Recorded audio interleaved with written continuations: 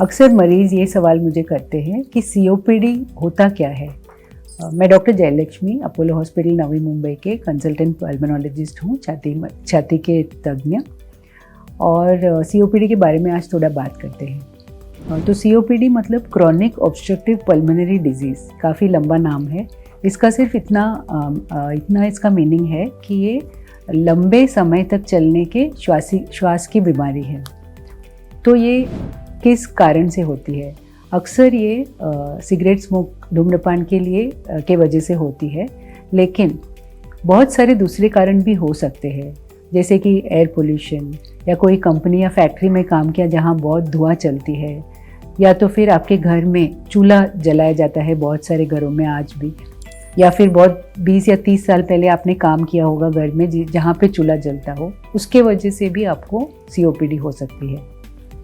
तो इसमें होता क्या है? इसमें मरीज़ को दम लगने लगता है, जो कि धीरे धीरे बढ़ती है, और कफ निकलने लगता है। यूजुअली 2 या 3 महीने लगातार जब भी कफ निकलता है 1-2 साल के लिए, तो ये पेशेंट को हम ब्रोंकाइटिस या सीओपीडी के पेशेंट ऐसे बोलते हैं।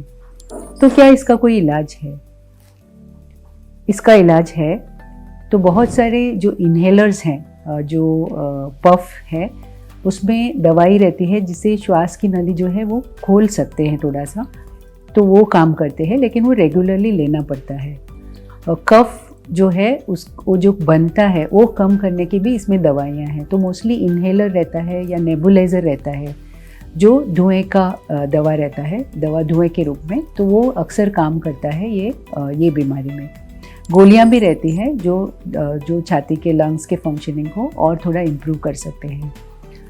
वैक्सीनेशंस रहते हैं, टीका, फ्लू का टीका, निमोनिया का टीका, ये लेने से जो कमज़ोर फेफड़े हैं उसमें वापस दूसरा इन्फेक्शन होने की संभावना कम हो जाती है।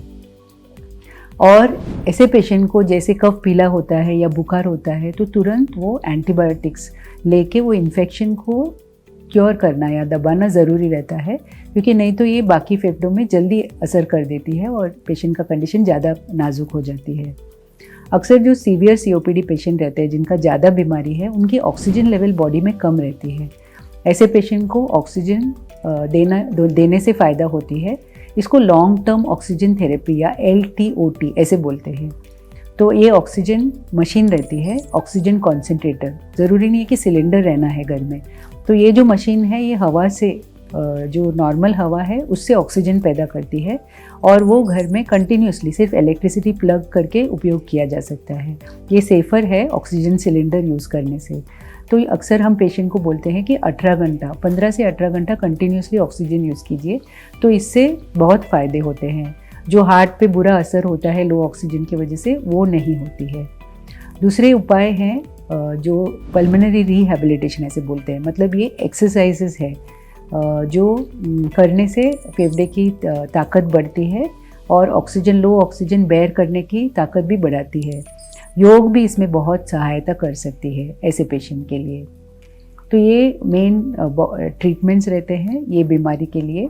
और इसका जो डायग्नोसिस है, पता लगने के लिए कि सीओपीडी है क्या, अक्सर हम एक टेस्ट करते हैं, छाती का एक्सरे करते हैं, और लंग फंक्शन टेस्ट करके एक टेस्ट रहता है, जिसमें आपको फूंक मारना पड़ता है एक मशीन के अंदर। उससे जो है लंग्स की कैपेसिटी पता चलता है। तो उसमें हमको पता चलता है कि कितना ज़्यादा बीमारी है, सीवियर है, कम है, कौन सा दवा उसमें ज़्यादा काम करेगा, ये हमको पता चलती है। तो ये है सीओपीडी। इसका इलाज हो सकता है। सबसे बेहतर है कि इसे प्रिवेंट किया जाए। तो धूम्रपान बंद करने से, धुएं से एक्सपोजर कम करने से, चूल्हा न जलाने से बल्कि नॉर्मल गैस जलाने से ये होने की संभावना ही बहुत कम हो जाती है।